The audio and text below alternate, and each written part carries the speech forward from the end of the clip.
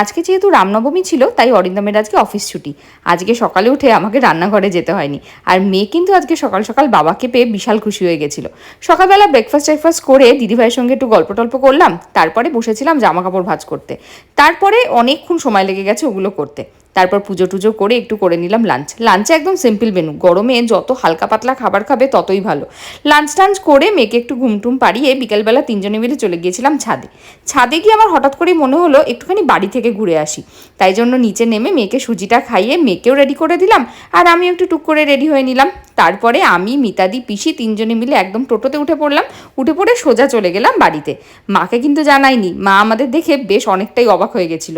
তারপর ওখানে গিয়ে মা আর ভাইয়ের সঙ্গে বেশ খানিকটা সময় কাটালাম। নিজের বাড়িতে যেতে কার না ভালো লাগে, আমার তো খুবই ভালো লাগে।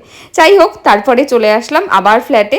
এসে সারাদিনে যে এনার্জিটা লস করেছিলাম সেটা আবার গেইন করে নিলাম মেয়েকে আদর করে।